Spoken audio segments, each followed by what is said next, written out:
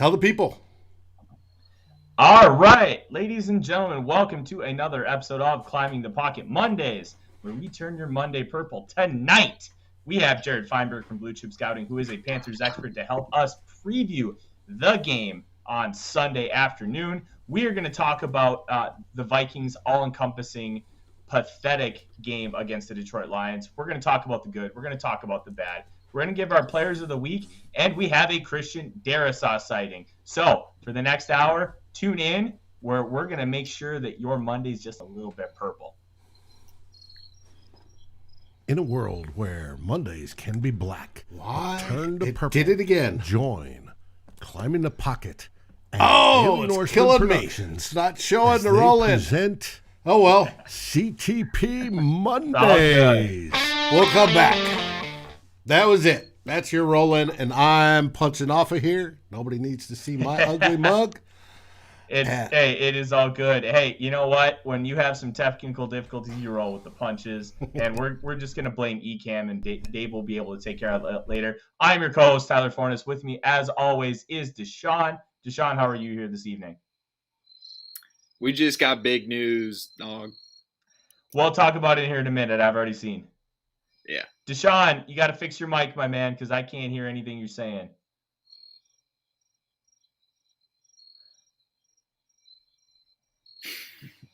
All right, well, Deshawn fixed that. Can you hear me now? Yes, that's perfect. All right, I'm back. All right, yeah, I'm doing good, man. We just saw the whole John Gruden thing. That's kind of crazy. Yep, and as Jared alluded to and Deshawn just kind of mentioned, John Gruden has informed the Raiders he plans to resign tonight. And we're not going to really dive in depth with it. All we're going to say is his actions and words are abhorrent and do not reflect the values of anybody on this panel or this network. We are 100% believers of inclusion and treating people with class, dignity, and respect. None of that was shown in those emails. So that's all we're going to say on it. And we're going to transition to something a little bit more positive and a lot more fun. And that is our special guest here this evening. He is a good friend of mine, draft analyst and Panthers expert. His name is Jared Feinberg. Jared, thank you for joining us here this evening. I appreciate it, man. I'm ready to talk Vikings and Panthers football tonight. Fantastic. And we're going to kind of start transitioning into the Panthers. And then once we kind of finish up with Jared here, we're going to talk about the good, the bad, and the ugly from the game against the Detroit Lions. And Deshawn, one of the things pre-show that we were talking about with Jared is you had a big list of stuff that you really wanted to focus on that I thought was fantastic. So I'm going to kind of let you take over here, kind of start asking Jared some questions. I will chip in. But one thing I would like you to start with, I think we got to talk about Sam Darnold because that is the biggest X factor in the game against the Panthers today or on Sunday. So, yeah, Sam Darnold started the season like he was ready to resurrect his career, but these last two games have been ugly. It's just messy all over the place. Only touchdowns they're really getting are like these late garbage time. I think they had 2 garbage time touchdowns against the Cowboys. I think they did score that one time early against the Eagles, but like no second half points. He's not really getting the ball to anybody outside of DJ Moore. It's not looking good, but I struggle to condemn the Panthers offense when CMC is not on the field. He's that dynamic of a player. He completely changes the entire outlook, but it's not good that Sam Darnold is doing what he's doing when you're about to go up against someone like Mike Zimmer, who can really force you to make bad decisions. You know, I've had this chat with Panther fans before, even before the Eagles game. Darnold has not played well the last 2 games. He has really been dropping his eyes whenever pressure is coming at him. He's struggling against pressure. The poise isn't great at times. He's just misfiring on throws, all that. And, it's aggravating as a Panthers fan after seeing this great start from Darnold. All of a sudden, he starts struggling. And you can't help but notice that there is one player that has really helped Darnold really kind of resurge in a sense after the first 3 games of the season, and it was Christian McCaffrey. Once McCaffrey was no longer on the field due to injury, You know, you see Darnold just absolutely struggling. You know, Chuba Hubbard, he's okay. He ran the ball well, I thought, yesterday, but he's not someone that's reliable just yet. Um, as a receiver in the backfield. Royce Freeman not getting enough touches. I feel like he could get more touches. He could be an option in the pass game in place for McCaffrey. Hopefully, the Panthers will get Christian McCaffrey back this coming weekend against Minnesota. So we'll have to keep our eyes out on the injury report, what goes on during practice, all that. But Darnold, I want to be patient with him because, and sure, he has been bad for most of his career. He started out well. But you also have to understand Darnold is playing behind a very porous offensive line. I mean, the best five, even the best five, in my opinion, isn't a great offensive line, but it's still better than probably what Carolina has right now.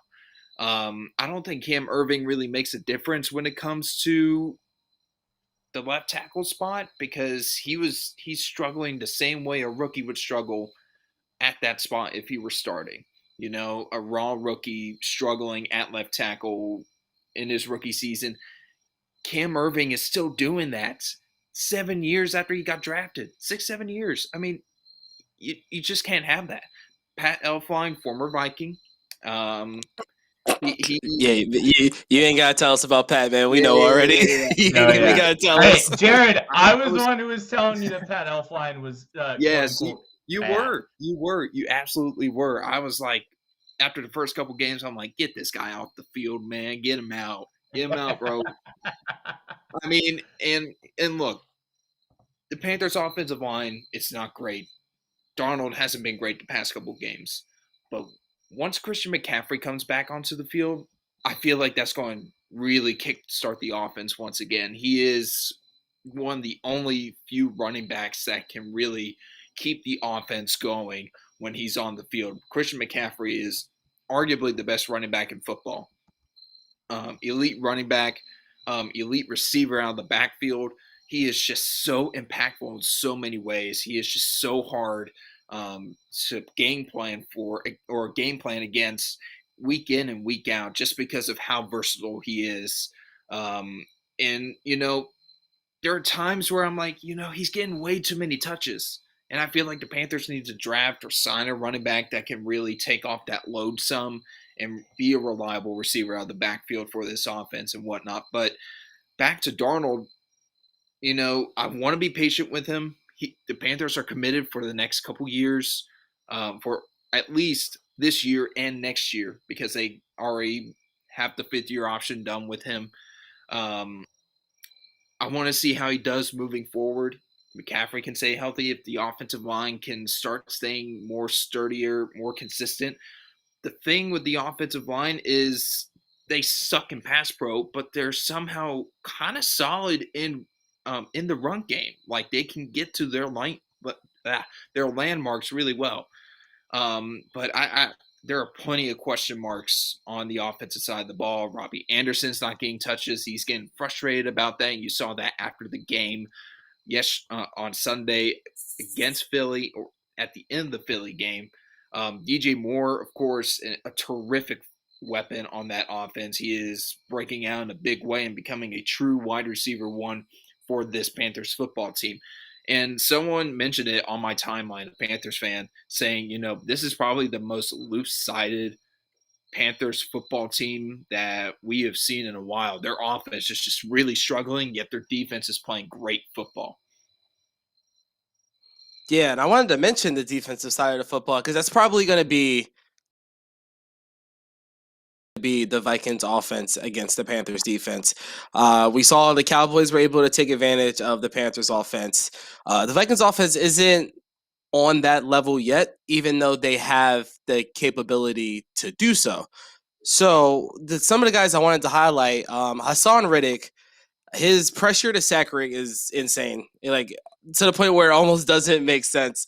He's averaging he's getting to the quarterback 3 times a game, but he has 8 sacks, which is crazy. It should be sustainable, but he's still doing it somehow. I don't get it. And then we have Brian Burns on the other side, super solid player, still playing well. Has been playing well since he's been drafted. And you guys have Derek Brown. You have the rotational pieces, and Daquan Jones, who's solid. You have, I think it's Morgan Fox, who steps in, and he does pretty well at some points in time. We've seen the Vikings offense, the offensive line, struggle against a defensive line that has two solid rushers and kind of some middle of the pack interior pieces against the Browns. They struggled really bad.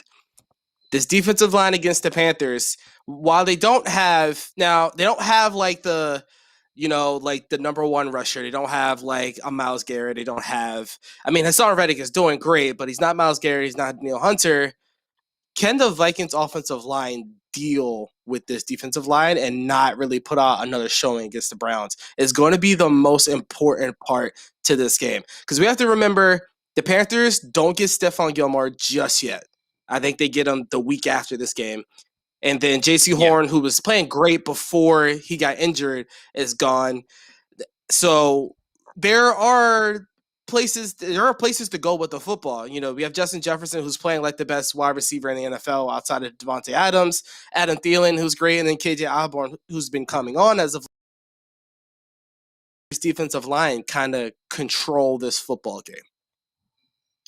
It's going to be, I think it will be a good matchup in terms of the Panthers secondary versus Minnesota's skill position players. I'm looking forward to the matchup between Justin Jefferson and Dante Jackson.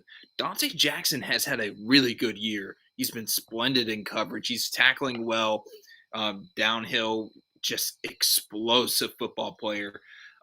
His interception against Jalen Hurts Sunday was really good. He basically peeled off from the seam, from vertical around the slot, flipped his hips, and made a great play on the ball, which was overthrown, but he made a great play on the ball, got the pick, got his feet in bounds, good play. Had a forced fumble yesterday as well, also had 6 tackles. It was probably one of his better games of his career. And in a contract year, this is huge for him because he's probably going to be one to get paid after this season, whether it's by the Panthers or by someone else. The Panthers seem like they want to keep him, but now you have Gilmore on the roster starting in a couple weeks. J.C. Horn will be coming back hopefully at the end of the season if the Panthers are in playoff contention.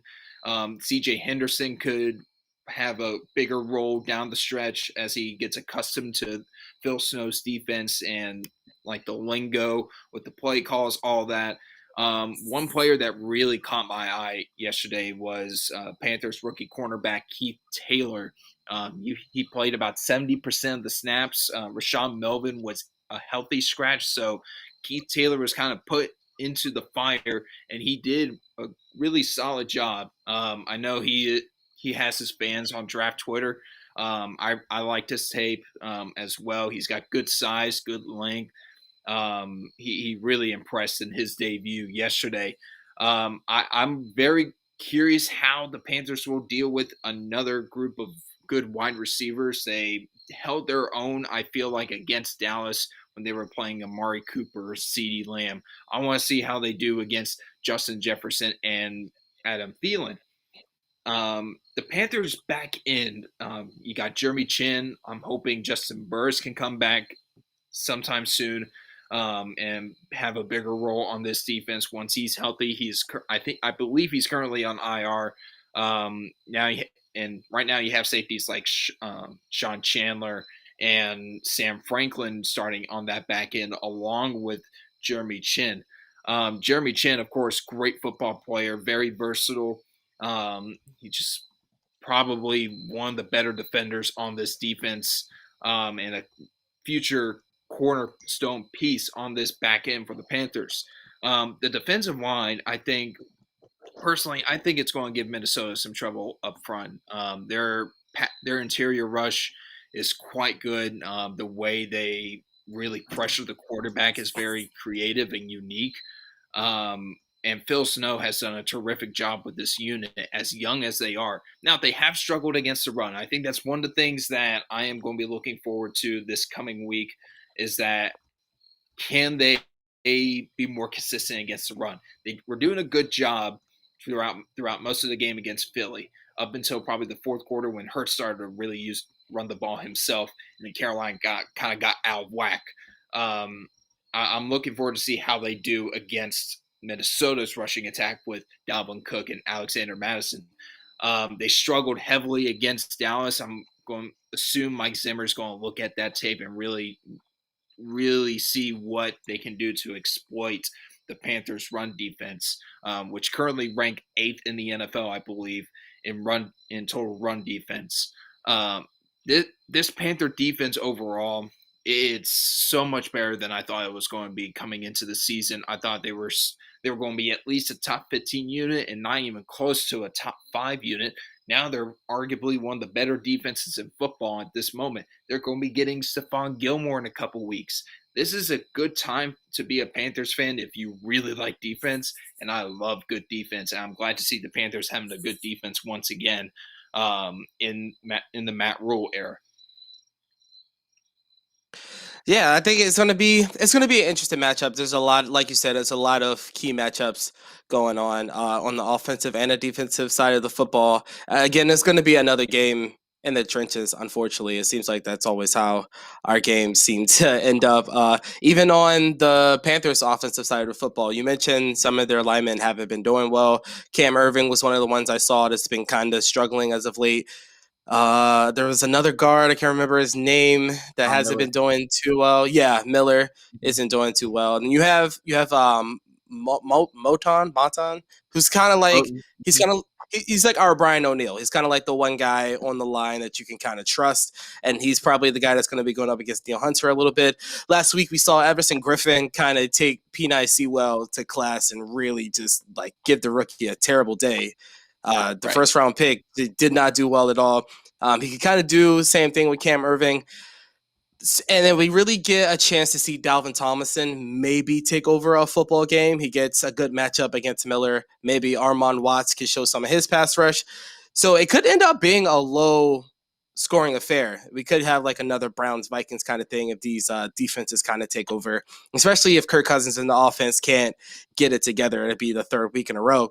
Kind of why I'm expecting the offense to get something together, because the pieces are there. I mean, you have Cook, you have Jefferson, Thielen. You have an offensive line that actually is piecing together some solid games outside of the Browns game, of course. But the pieces are there. You just have to get the play calling and the timing and some of this stuff down. I kind of expect that to come alive a little bit against the Panthers. I'm thinking we see some of the stuff that we saw in the Seahawks game where guys were able to run free a little bit, and then I'm hoping some of the run game is able to take over the football, even though we want to get away from the run because, you know, we do that a little too much. I know everybody on Twitter hates the 2nd and 8 runs, the 2nd and 10 runs, but the Panthers run defense, like you said, when they lost to the Cowboys, that was kind of the Cowboys blueprint. I think that's something that we're definitely going to follow. Hopefully Cook can be back and we can have that 1-2 punch of Mattison and get this thing rolling. But I do think it's going to be a close game. It's going to be a tough one. The Panthers are one of those teams where they're going to play everybody well. They're going to probably be in just about every game. Defense is playing well. Joe Brady is doing great things with Sam Darnold. Probably just a little bump in the road. Once Christian McCaffrey is back, they'll be back to doing crazy things. So I think it'll be a great game. Looking forward to it, definitely. Hopefully we can get some good Kirk Cousins play because he has not been that great as of late. Yeah, now this is the first time really like being on this show. And, you know, when I said before the start of the show, this is really my first exposure to knowing what Minnesota is really all about. I haven't really been keeping up with them that much because of school and all that, just not really having the time to pay attention to what Minnesota is doing, but having some good insight here. I think Dalvin Tomlinson is going to have a big game this coming weekend. That Panthers interior offensive line, it's not good. It's Matt Paradis, like he's been very inconsistent John Miller's not great. Dennis Daly, like he's had his good moments, but like you want better. And the whole ordeal with the Panthers deciding to start Taylor Moton at left tackle and then move Brady Christensen to right tackle when Matt Rule had said for most of the week, it's either going to be Brady Christensen or Trent Scott starting at left tackle. So it was just kind of weird to see, switching players from their natural position. And I have concerns with that. And I just don't think that's going to be sustainable moving forward, especially if Cam Irving is still going to be out for the next week or so. I don't know how long he's out for, but I want to give out my best starting five for the Panthers offensive line. I believe this could be sustainable throughout the season, even though there still could be plenty of struggles. I believe Christensen should be the starting left tackle, the rookie out of BYU. Dennis Daly or John Miller at left guard. I really don't care which one. I mean, they're not great in their own respects. Matt Paradis at center, of course, and then rookie Deontay Brown, who I know a lot of people are big fans of coming into the draft. And then, of course, Taylor Moton at right tackle. So, I'm just really worried about the Panthers' offensive line moving forward. I don't think Sam Darnold's going to be comfortable behind this line. I think he's starting to lose a little bit of confidence in this line. They are struggling to pick up twists and stunts, missing assignments in the pass game. It's just been it's not been good. And, you wish they could probably improve it during the trade deadline or close to it. But there's not really a lot of viable options out there for the Panthers to go out and try and trade for a solid starting left guard or right guard. It's just they're kind of stuck with where they are right now, and it's probably not going to be until this coming off season when they really start to get into the offensive line and improve that unit, and most likely through free agency and the draft, especially in the first round. We'd like to offer you one slightly used Rashad Hill. if you can make space for him. All right, but let's get on to talking some more Vikings. Tyler, you didn't like that game on Sunday, even though we came away with an exciting win. That last minute and 30 seconds, man, got the heart pumping a little bit. I know I wanted to see a little bit more chaos than what ensued, but give me your thoughts about that game. It was pathetic. I really don't think there's a better way to describe it. The Vikings played to want to go home, crack open a Budweiser on the couch, and watch the night game. They didn't play like they wanted to win a football game and potentially make the playoffs and win a Super Bowl. They played incredibly conservative. They were running the football and not trying to drive the ball down the field with Justin Jefferson, who was playing out of his freaking mind and creating separation. There were so many dump-offs by Kirk Cousins. I remember distinctly about 5 of them where if he waits an extra half second to a second when he had good protection, albeit, that a crosser or a dig was about to come wide open, and he didn't throw it to anticipation. He didn't try to drive the ball downfield. He just took the safe, easy route, and I think that inflated his PFF grade. It was a very frustrating loss. This team, and I'm going to give the Purple Daily guys a lot of credit, Phil Mackey, Judd Zulgad, Declan Goff. They said it best when the Vikings aren't trying to win. They're trying to not be a laughingstock. They're so afraid of failing that they're not able to succeed. And I think the microcosm of everything that's been happening over the course of the last few seasons kind of boils down to just that. They just want to be relevant. They don't truly have that desire to win. Otherwise, they'd be willing to change things up. And I think you saw that against a Lions team that was without 3 starting offensive linemen, 2 of them Pro Bowlers. They were without their top corner, their top pass rusher. Their 3 cornerbacks were all ranked 81st or lower in PFF grade.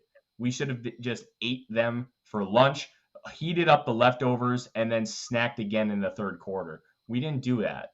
And it's a very frustrating game. And then I'm there. We're about to go downstairs with the 2-minute warning because I got buddies in the lower bowl. We're going to watch the rest of the game on the balcony together. It's going to be great. I'm waiting for my friend Thor to come out, and all of a sudden, Mattison fumbles. We're like, what is going on? And then the whole process of that. And then we drive down the field, and I swear, it was as loud as what I think the miracle was in the stadium. People were so happy. We escaped with a 2-point victory against the Lions. I was very disappointed in the fan base for not having higher expectations. And I'm going to be diving into a piece about kind of what you mentioned earlier, Deshawn, the second and longs, and trying to dissect what's going on with those second down plays, looking at EPA, looking at dropback success rate, all those fancy analytics numbers, and then trying to cross compare them between the first and second half, and then also compare them to last year to try and understand what's going on and how we can kind of improve that. And really, I'll give you a little bit of preview of what I've found so far. Kirk Cousins, let him throw the football. It's really that simple. And they weren't willing to do that for whatever reason against the Lions. So there's a lot to take away from that game, and we're going to kind of dive into that more. Jared, you have started to really experience the pain of what it's like to have bad field goal kickers. I would just like to say welcome to the fraternity. We know better than anybody about bad field goal kickers. And I'm not saying that to bury you or your team. I want to use this as a transition point to talk a little bit more about the Panthers game, because when you're experiencing those kind of field goal kicker woes that we have seen, we can understand and sympathize with you. How have the Panthers special teams improved over the first couple weeks of the season, when I know you and fans and analysts across the board were incredibly frustrated with the special teams of the Panthers? Yeah. Can I just say fired Chase Blackburn, the special teams coordinator? It's not been good. I will say Zane Gonzalez has been he's missed some field goals, but I think he's okay. He's made the kicks that he needs to, even though he's missed some crucial ones, but I think he's been fine. I think the Panthers going to stick with him as long as he's playing consistent. But their special teams really just over the last couple of weeks have just been just not great. And especially against Philly, that was just a total breakdown from Carolina's special teams. And Carolina special teams, I will say, over the last couple of years, since Blackburn has been the special teams coordinator, it's been underwhelming, especially at kicker. Of course, they had Joey Sly for a while, but he was missing so many kicks, yet they still trotted him out on the field, especially late in games last year when Carolina came close to winning a bunch of them. They trotted out Sly for 70-yarders. I mean, he has the leg to really just kick some bombs, but he can't hit the broadside of a barn. It was not great. I miss Graham Gano. I wish he was still a Carolina Panther. Panther fans hate him for missing the field goal in Super Bowl 50 and missing other crucial field goals. But he was arguably the Panthers' best kicker ever. No disrespect to John Casey, but Graham Gano was great, and I miss him. Panthers could have had Harrison Butker, and I know that I'm rubbing it into Panther fans. They're like, we could have had Butker. We could have been really good, all that, but that's in the past. It is what it is, but I do think the Panthers special teams needs to be better moving forward. They have to execute better, punting, kicking, what have you, kick returns, punt returns, covering kicks, covering punts. I mean, it has to be better. I do not expect Chase Blackburn to be back as special teams coordinator next year. I would be shocked if he was back next year. But I did see Greg Joseph kick that game-winning field goal, and I would just say, good job, Greg Joseph, for redeeming yourself. And I will just send my condolences to you guys for the special teams woes. And not to rub it in, but that 2015 game against Seattle it's still in my brain. It's like sealed tight in my brain. I'm like, anytime I think of a Vikings kicker, I think of that one kick against Seattle. That I was pulling for Seattle in that game too. So yeah. Hey, breaking news. It is Jared's fault that the Vikings lost that game to the Seattle Seahawks. It is official. It has been decided. Wow. Hey, you outed yourself a lot of hate here, from the man. Teddy Bros. Hey, man. Hey, I don't care. I don't care. All right, Jared. You have brought some incredible insight here for us, and I don't want to be a vulture of your time. We greatly appreciate you coming on here.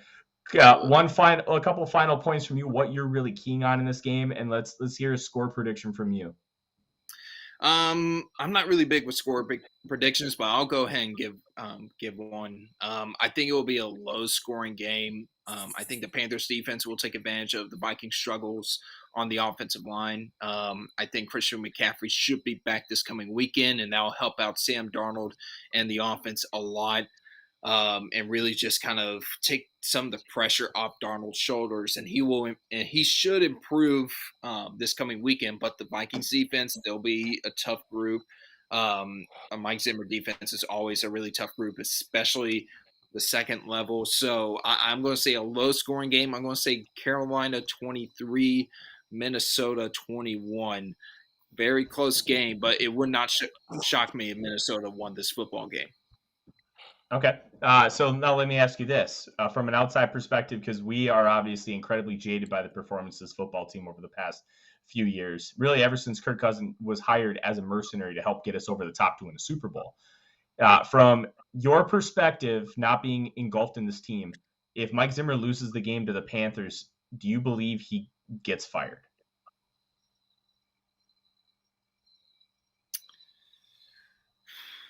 And here, along with that, do you think he should get fired? Listen, we can't take our fires and takes to other parts of Twitter, man. We got to keep it on our side. No, I think it's a fair question because he is not in our bubble. He is in a completely different fan base bubble, and he analyzes that team. So it's good to have a different perspective as far as how other people are viewing our situation, because we can argue amongst ourselves all we want. Our minds really aren't going to change. There's someone saying like, no, don't fire Zimmer. But I'm not really sure. I'm kind of indifferent. If Zimmer gets fired, it would be for good reason because, this Vikings team has struggled over the last couple of years, despite some of the talent they have had. And they need to move forward in a different direction. I don't think firing for Mike Zimmer is out of the question if Minnesota does lose to Carolina this coming weekend. If they win, that gives Zimmer another week, maybe the rest of the season. I don't know. I could see him lasting the entire season, but honestly, from what I have heard from Vikings fans, from you, Tyler, and just from my outside perspective, Mike Zimmer's days are numbered, I would say, for sure. Yeah, we're kind of in the same boat. Jared, greatly appreciate you shedding some insight here on the Carolina Panthers for us as we kind of move forward towards the game here on Sunday afternoon in Carolina. Why don't you tell the people where they can find you and kind of what you have cooking as far as content? Because as I'm sure you've noticed with our comment section, we have a very passionate fan base. We have a group of people that loves good discussion, and I can tell you that they have appreciated having you on here tonight. Guys, I appreciate you. To everyone listening, I appreciate you guys listening. You guys can follow me at JRod NFL Draft on Twitter. You can also subscribe to the Draft Nut podcast on iTunes and Spotify. Myself and my co-host Devin Jackson of Blue Chip Scouting. We talk about the previous college football weekend and the NFL action, just really breaking stuff down. And then once draft season rolls around, we'll be talking draft prospects every couple days or so during the week.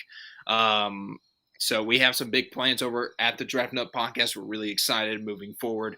You can also find my content, my articles at bluechipscouting.com, where I'll talk about Panthers. I'll talk about NFL stuff. My most recent article is about Spencer Rattler and why his time is up in Oklahoma and why it's time for him to transfer. So make sure you guys go check that out. And guys, I hope you guys have a good night. Jared, thank you very much. Yeah, make sure you go follow him on Twitter. Jared is one of the smartest guys out there when it comes to NFL draft. Make sure you check him out. And he'll have some interesting Panthers nuggets throughout the week. You'll want to check it out. Jared, we'll talk to you in the chat. Have a good rest of your night, man. Alrighty, man. Appreciate it. Absolutely. That was Jared Feinberg of Blue Chip Scouting, Panthers expert. And we bring in King of the Big Round Bellies, Mr. Dave. Welcome back to this show. Thank you, guys. Thank you. I was just looking up. If anybody had a wager on first coach being fired, now technically he resigned, but first coach losing his job this season on John Gruden. That would be interesting because it's going to really be interesting to see how that pays out. Because will he technically be fired, even though he's claiming resignation? Because the semantics of that are going to be interesting with Vegas. Now, if he resigns and he technically was not fired by the Raiders, then they may not pay out John Gruden at all. So well, I saw odds as of week 4, and he wasn't even on the list. Belichick was down at 100-1. And he would have been higher odds than that. So if anybody had that or anybody picked he resigns, that's got to be one heck of a payday. Oh, absolutely. All right, Deshawn, we got about 20 minutes left. We have quite a bit here to talk about today. One of the things that I think we should really start with and is going to be positives from the game because, if you watch the final score, you heard me absolutely bury the team in my little 30-second rant as I'm kind of walking through the contest. And that was wonderful. Have you watched the replay?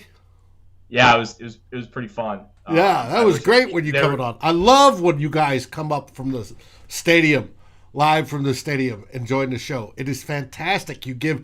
Everybody could feel the energy at U.S. Bank at that time, and especially yours, as you felt like most of the rest of us after that game. Oh, it was brutal. But let's talk positives because I can bury this team into oblivion here for the next 2 hours if we really wanted to. Deshawn, one of the things that you and I highlighted here pre-show was the success of the defense. They allowed Jared Goff to, I think it was an average depth of target to 2.5 yards. It was abysmal. And he still somehow had a passer rating of 90. I don't understand how that works, but at the end of the day, they did a really good job containing the Lions offense, and they really couldn't get anything going. And I think for me, it started with Patrick Peterson and the pass rush. What were the things that you really liked from the defense here on Sunday? DJ Wanham got a sack. What? Yes, Steven get a sack. That doesn't happen. That's how you know some crazy stuff is about to go down. DJ Wanham out there sacking people.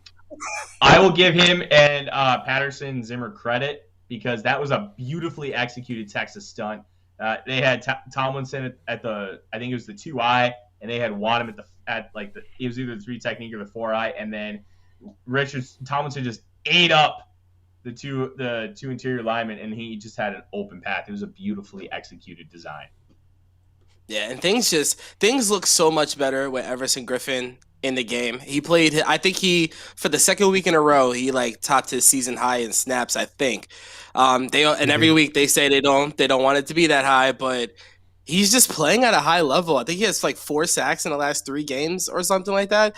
And 34 or not, you just can't bench a guy who's playing that well. Daniil plays better when he's in a game. Everybody on the defensive line just plays better when Everson Griffen is in the game. They were getting home with 4. They weren't blitzing too much. They were affecting Jared Goff.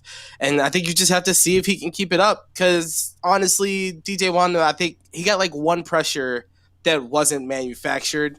So he's not really the guy that's going to get you those 2 pressures where you're just rushing 4 and you're still getting to a quarterback. Those back-to-back plays from Everson Griffen was huge. It wasn't manufactured. That's just him beating his guys straight up and making a play. Mm-hmm. And we're not getting that from anybody else. And we need that kind of stuff. And that kind of stuff leads to stuff like the Eric Kendricks pick. Now Goff has this clock in his head. He's throwing the ball a lot faster, allows guys like Kendricks to make plays on passes like that. So I love that Patrick Peterson had a good game, even though it was kind of expected. They were going against a very low tier group of wide receivers, especially when Quintez Cephas messed up his collarbone and had to go out. So this just wasn't a good group of receivers. I thought they would have targeted TJ Hawkinson more. I think they targeted him like 3 times or something like that, but kind of an expectation game for Patrick Peterson. I think Everson Griffen really lifted this defense and started off, and everybody else just kind of played well from then. Even Mr. Brashad Breeland, Mr. Twitter himself, had a solid game. I have a question for you, Deshawn. Today, Zim talked about Everson probably played too many snaps. They're trying to keep him around 35 snaps a game so that they keep him fresh and strong throughout the entire 17-game season, because we saw a couple years ago he gets towards the end and he sort of runs out of steam. Yes, he looks like he's found the fountain of youth. He is the Griffin of old. He's looking fantastic, and I love it. Let the older guys rock, right?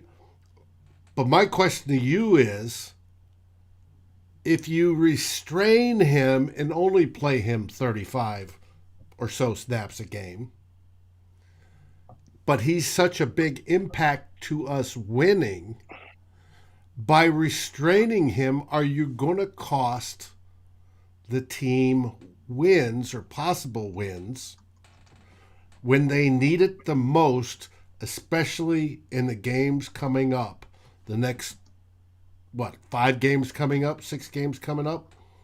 If you restrain him, are you costing your chance at beating the other opponent?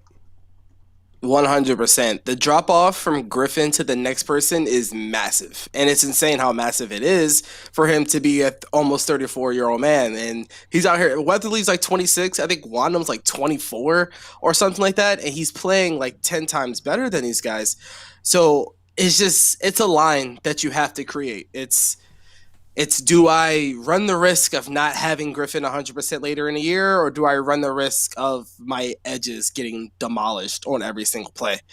So, and then the thing that's frustrating is that we don't know how good Patrick Jones is, but from how the first 5 games have went, it seems like he's really, really bad because he's not even getting a chance to even go out there and show if he's had anything when Weatherly is barely getting any snaps and Wandham just isn't doing much with his opportunities. So not playing and the energy that's felt, the things he's able to do, you can't afford to not play him. I think your only hope is that you get football games to a point where you don't have to play him as much. I think that's what you're hoping for. You hope that DJ Wandham can hold up on first and second down so you can really play him as a third down player that you signed him to be. But with the way this run defense has been going and the running backs that we play, I mean, we play CMC, we play Zeke, we play Eckler, we play the committee with the 49ers, we're playing Lamar Jackson coming up. You can't afford to be leaky in run defense. If you're leaky in run defense against these teams, you are going to lose the game and give up a lot of points. I don't see a scenario where they can afford to cut back on Griffin snaps and not pay the price for it. Is maybe that why our run defense isn't as good this year? Because everybody's given up well over 100 yards in every game. Early in the year, you saw that the Bengals specifically But that was the first game of the year. But Bengals specifically attacked the edges and had a lot of success doing it. The Cardinals tried to attack the edges. They had some success, but it wasn't super consistent. And then you saw the Seahawks try to do it. They had the one play that was more on Eric Kendricks when Chris Carson took it like a 40-yard touchdown. It was more on Eric Kendricks kind of just getting beat in the hole. But they had some success early, but they were able to shut it down. When you lose someone like Michael Pierce and you have to, sub him with more pass rush oriented guys, you need your first and second down guys to be good in run defense to make up for it. And hopefully DJ can get somewhere, or maybe you put Weatherly in on first and second downs or something. They're going to have to figure it out because it is a double-edged sword, because you want Griffin to be, in peak health when you're making your run for the playoffs. But then again, you want to be able to be in a position to make that run for the playoffs.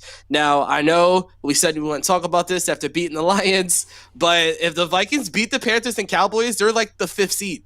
Like they're square back in the playoff race, and they win these next 2 games. With that on the line, can you afford to not play your blessed guys? I think you have to play him if he's capable of playing and being successful. I'll be honest, I thought that they were going to play Dalvin Cook on Sunday because this was a must-win football game. And when you kind of look at everything encompassed, I was really surprised Dalvin didn't play, and I think it almost cost us the game that he wasn't in there, because Mattison left a lot of yards on the field. He had that big fumble at the end of the game, which outside of the Bengals game, which you can argue that was not a fumble. And it's tough, man, because I don't think Dalvin puts you in that situation. I think the Vikings score more points because Dalvin's in there, and his ability with his incredible vision to see those cutback lanes, to see the front and backside all encompassing and be able to make the smartest decisions. Mattison's just not as good at that as Dalvin Cook, and it showed on Sunday.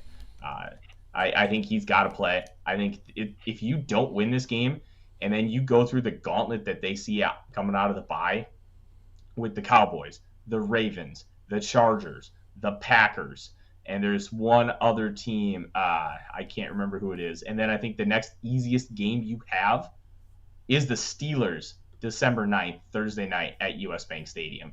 Like you're talking a gauntlet. And you got to win this game, because Mike Zimmer right now is projected to be 17-44 against teams finishing 500 or higher coming out of the season.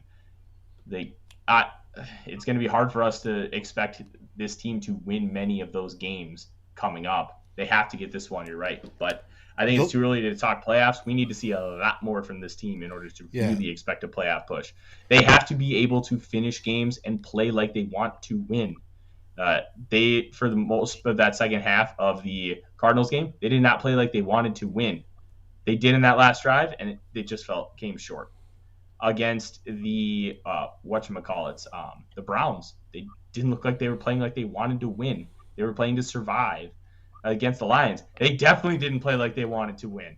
Like, this team needs to have a culture shift in that they have to play to win the football game. It's a meme, and it's a one-liner from Herm Edwards, but he's spot on. You play to win the game. I want him to play to not only win, but play to dominate. Yes. That schedule you're talking about goes Panthers, Cowboys, Ravens, Chargers, Packers, Niners, and then Detroit. And then the Steelers after Detroit. It's hard, man. I think it's hard. It is hard. But I think the good thing is a lot of those teams struggle defensively. We don't play a great defense until we play the Steelers.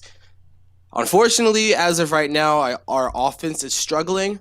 But with the pieces that we have, I think that is going to be our most capable thing of fixing. The defense is coming alive as of late, but they're going to give up points. We have spots on the defense where there's almost not much we can do to fix it. Like Everson Griffin's old. We don't have that third pass rusher. We're going to struggle against really good offensive lines.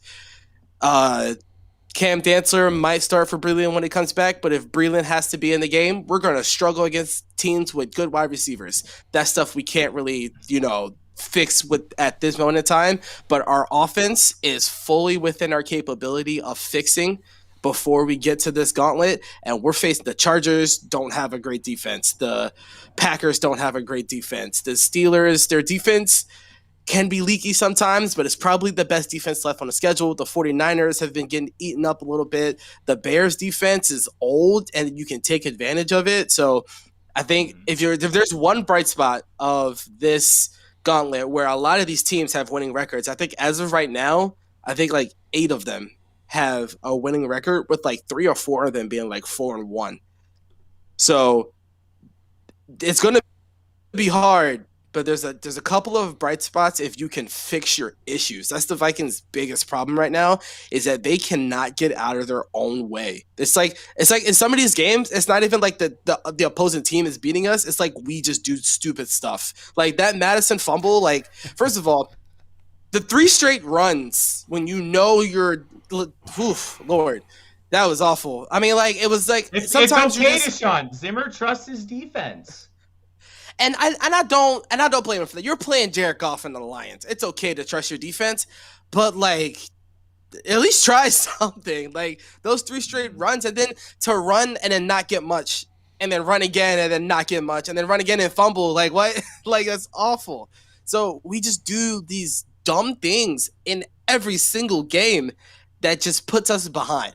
So if the Vikings can get out of their own way, we have a pretty good chance against just about every team on the schedule, except for maybe the Rams. I don't like that game. I think we play the Rams. Don't we play the Rams? Yes. Is the Rams? Yeah, week 16. Yeah, I'm a Matthew Stafford fan that week. I don't like that matchup. They are going to eat us alive, man. That is going to be a rough one. Yeah, but they're not looking as good as they have been. Hey, here's the big thing with the Rams. 1, Mike Zimmer knows Matthew Stafford. 2, Mike Zimmer knows how to stop the wide zone. 3, you just got to stop Matt Stafford within the context of the wide zone. Obviously, after that Tampa Bay game, their last 2 have been struggles on the offensive side of the football for the most part for the Rams. They had struggles against the Seahawks, which historically Thursday nights are a big offensive week and less on defense. And then they really struggled against the Cardinals. I think I would be less worried about Zimmer against Matt Stafford in that offense. I'd be more worried about containing Aaron Donald and then having Jalen Ramsey shadow Justin Jefferson. And you're going to have Adam Thielen basically win because Justin Jefferson is going to get a few against Ramsey, but Ramsey is the top corner in the National Football League. Like those are going to be the matchups worth watching, and I think he hit the nail on the head. We got to fix our shit. It's that simple. We have to be less conservative. We're seeing it all throughout the comments here. You know, Dan, 40 points and step on the gas harder. Raymond, too conservative play calling. Like we need to put our foot on their throat, step on it, and then make sure they're not getting up. Yeah, like, that's how we have to play this football game. Yeah, but we have to play that old school mentality. Remember the Titans. I don't want them to gain another yard.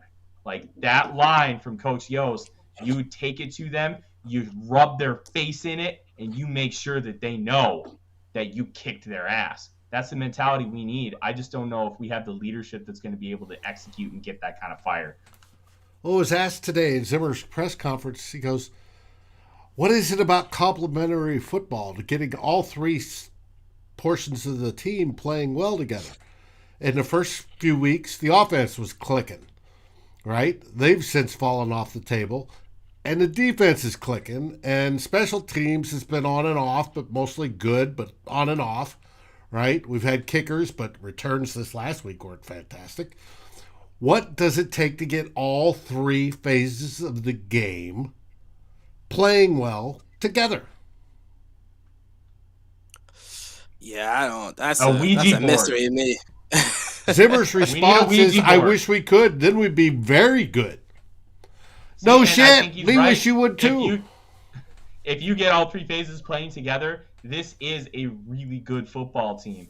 But the problem is, because of the conservative style the lack of analytics used in as far as how you want to progress in game script, the poor time management, the just ultra conservative, not only just play calling, but for the most part, Kirk Cousins' play style, that it's hindering this team too much. And Mary just said it right there, being consistent. If this team is consistent in any way, shape, or form, we're talking about this team as a probably a 4-1 football team, maybe even 5-0.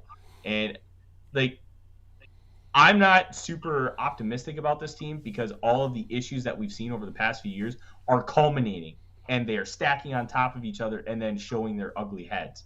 But you really can't argue the fact that if they play a little bit better and more consistent, that this team has a better record on paper. Mm-hmm. On paper. That's the key. On paper. And the question is, Andrew asked, how much freedom do you think Zimmer's allowing Clint? Or do you think, what I see, did he put the governor, as in the motor governor, on Clint? Because the last 2 games don't seem to be called as well as the first 3. I'll say this much, and I know a friend of the show, Eric Eager, was kind of shedding some wisdom with me earlier today, kind of about Clint Kubiak, because I asked him. He had the tweet where he talked about how Clint Kubiak was the number 1 play caller the first 3 weeks, and then he regressed to mean the last 2 and became number 16. And he said that they have some really intriguing models that they built, and I think you can really see it, and I'll kind of dive into it more with that article I alluded to earlier that I'm going to be releasing for the Vikings Wire.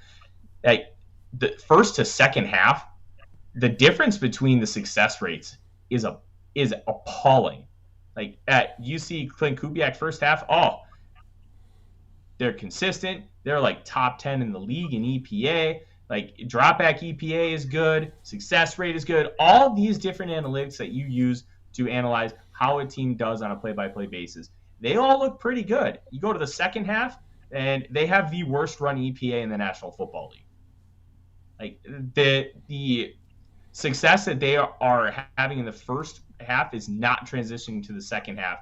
And I think the one way that I can kind of point to it is it's a Mike Zimmer thing. And I think you're right, Dave. There's some kind of governor or, hey, you need to do this kind of directive from Mike Zimmer to Kubiak, because especially at half. Yeah, you're seeing regression to the mean as far as second and long runs, and then not being aggressive when you have opportunities, not utilizing play action, all stuff. Deshawn, you and I have had conversations about over the first 4 weeks of the season, and you're seeing that come to fruition more and more and more as the weeks go on, and it's becoming an alarming trend that Zimmer has too much influence on the offense as far as having a cap. There is that governor, and I think that's a great way to put it, Dave, because you can easily just unscrew it and take it off and let Clint be Clint. And one thing that was extra alarming, Mike Zimmer hired 3 former head coaches when he became a head coach, so he had people he could rely on that have been in those situations. Kevin Stefanski, when he took over, he had Gary Kubiak. He merged every piece of his verbiage to Gary Kubiak's system to make sure that they were in a lockstep, because it makes more sense for one person to change than everyone else. Who does Clint Kubiak have? Clint Kubiak doesn't really have anybody. You could say Rick Dennison, but Dennison can't be there on game days. He can't communicate with the team. Like, who is next to Clint Kubiak as a mentor to help him when he's struggling with play calling, to help him sequence plays together? I think that is an underlooked piece of information that has been overlooked by Mike Zimmer and Rick Spielman. Clint Kubiak doesn't have a mentor that he can lean on as he learns how to call plays, because he's brand new at it. And you're seeing the roller coaster of variance over the course of the first 5 games. And most of the offensive staff is rather young, other than Dennison from, Zoom. And I don't have an issue with it being young. Have somebody who is a veteran voice. Bring in a guy like a Norv Turner or Gary Kubiak as a consultant. Bring in somebody I'm sure that can Clint help talks him with on his game dad days. every week. But he can't talk to him during the game. That's the big part. Like, if he's struggling with sequencing plays, he doesn't have anybody he can talk to right next to him and be like, I need help. He doesn't have that guy. Or to bounce off, hey, And I I want to think- do this, this, and this. What do you think? Yeah, he can't call his dad. Coaches aren't allowed to call during the course of the game. They're No, only allowed not to during the use game, but interstate communication. after the game, on Monday or Tuesday, the day off. Hey, Dad, how you doing? How's Mom? Yada yada. You been fishing? You working on the ranch? Reading good books? Yada.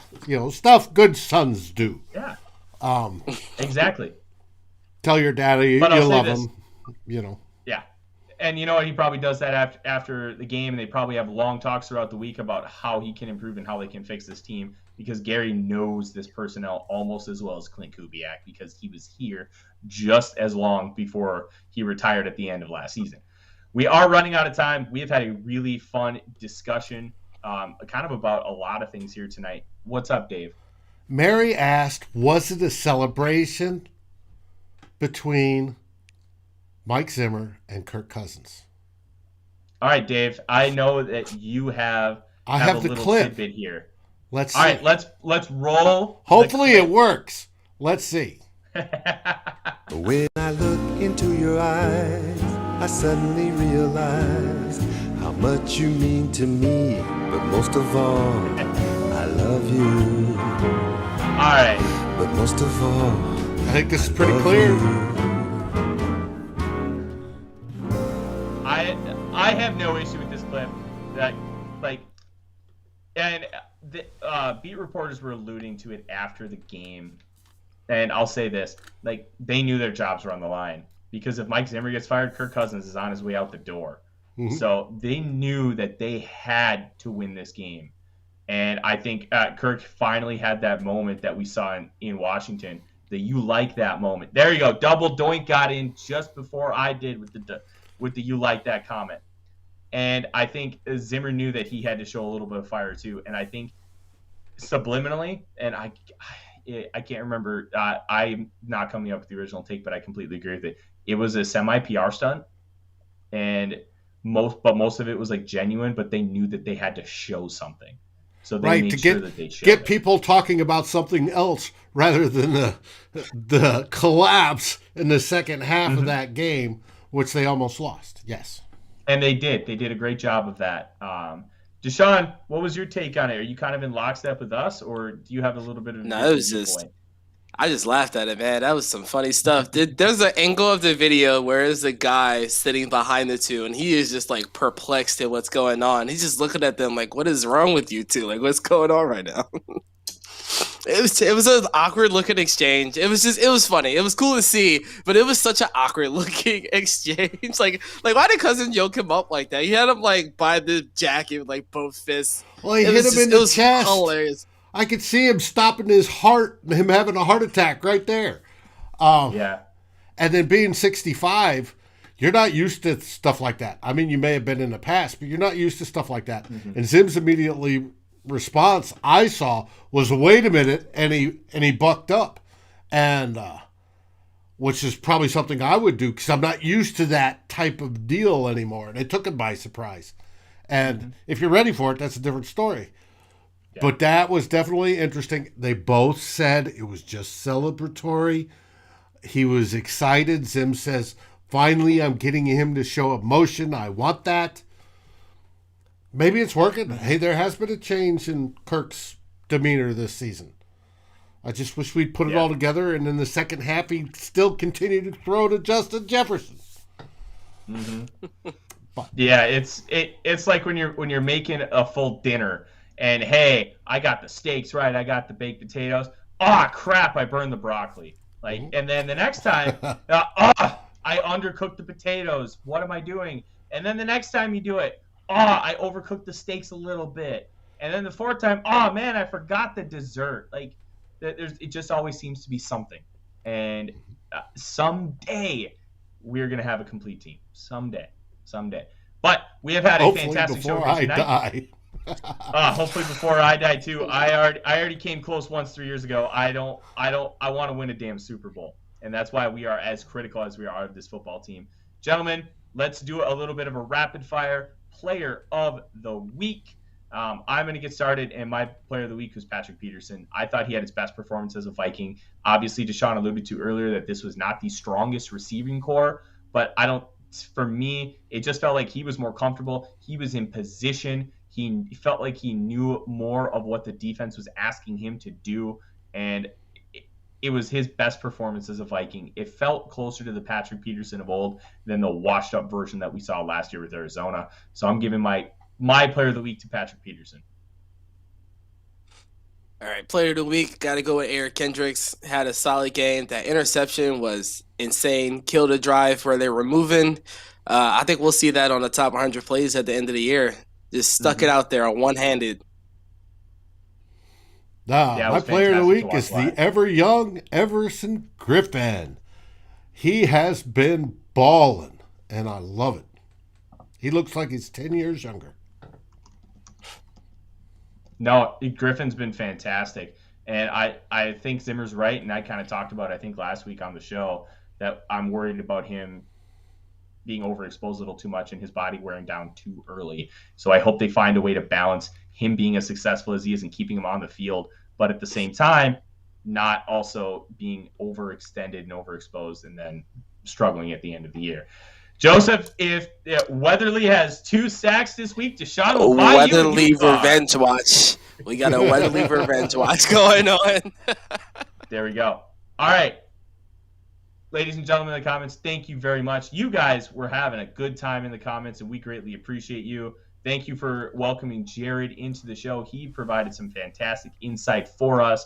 And from Dave, Deshawn, and myself, thank you once again.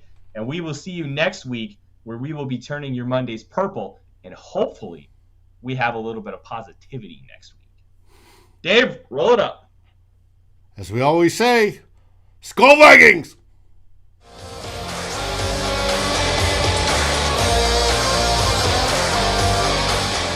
Thanks for watching. Like, subscribe, and ring the bell. And if you're listening on your favorite aggregator, make sure you rate us. And always feel free to join the conversation here at Climbing the Mountain.